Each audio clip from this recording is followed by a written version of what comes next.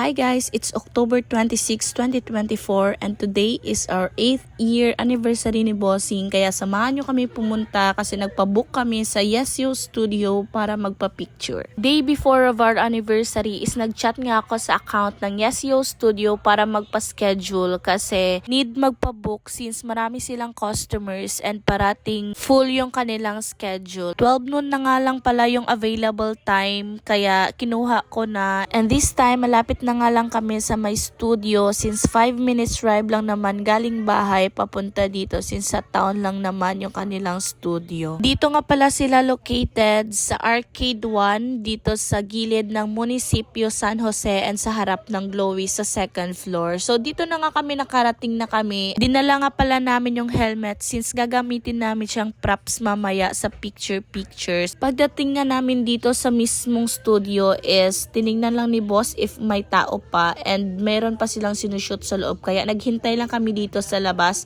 Open nga pala sila Monday to Sunday 9 AM to 6 PM kaya mag-book na kayo kasi sobrang sulit at worth it yung mga makikita nyong picture pagkatapos. Pasok na nga kami ng staff since tapos naman na yung sinusundan namin and then pinaupo lang kami at pinabihis na kasi kami na yung susunod. Nagpicture na nga kami ni boss dito sa kanilang mirror kasi sobrang ganda and then nag-start naman na kami after ilang minutes. Yung first outfit nga pala namin ni boss is denim type lang siya. Bali hiniram lang yan namin yung denim ni boss sa pinsan ko na kay Ark. So shout out nga pala kay Ark. Thank you sa pagpahiram. And then yung denim top ko naman is binili ko lang siya sa Ukay. Kaninang umaga lang yan. Yung second outfit nga pala namin is yung free na t-shirt ng Evo helmet na binili namin last month. So nagamit talaga namin siya. And yung kinuha nga pala naming package is yung duo since dalawa lang naman kami ni boss, diba?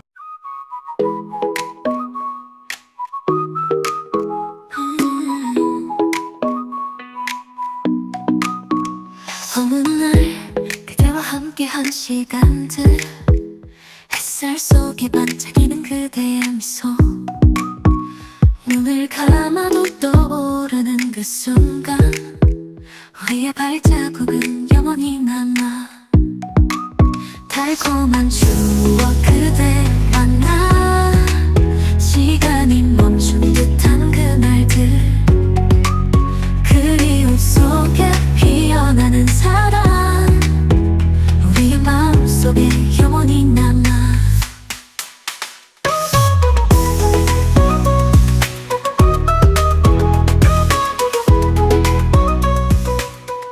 So, tapos na nga yung time namin sa pag-picture since 10 minutes lang naman yung binibigay nila and then yung remaining time is pinapapili ka nila ng mga picture na gagamitin para i-hard copy and then yung mga nantitirang picture is sinisend nila through Gmail. Nakikita nga namin yung result ng picture and nakikilig kami kasi sobrang ganda talaga ng outcome and sobrang ganda ng quality ng mga pictures kaya sobrang worth it yung binabayad namin dito. Naghintay nga lang kami ng kaunti and then meron ng next customer dito na pumasok. Nakita ko din dito yung picture ng Camrich since dito din sila nagpapapictured and then ito na nga yung finished product. Sobrang cute talaga and sobrang ganda ng finished product. So ito na nga guys, tingnan nyo, 'di ba? Sobrang worth it yung binayad namin na 699 for duo yan yung kinuha namin. Kaya sa gustong magpa-book, you can message their account Yesyo Studio and this is our hard copy. Isang malaki and then 6 na pirasong maliliit. 4 lang pala yung hawak namin since yung dalawa is pinaresize namin para may ilagay kami sa likod ng cellphone namin kasi ang cute lang tignan na may picture sa likod ng cellphone, diba? So ayan pala yung dalawang picture na pinili namin para ilagay sa likod ng cellphone namin. So ito na nga, binigay na nila yung lahat ng mga hard copy sa amin and then ito yung nilagay namin sa likod ng picture. Ito yung kay boss at yung sa akin is yung parang naka-holding hand kami ni boss. So thank you so much Yesyo Studio. Sobrang sulit at worth it. So that's it for today's video guys. Thank you for watching. Bye! God bless!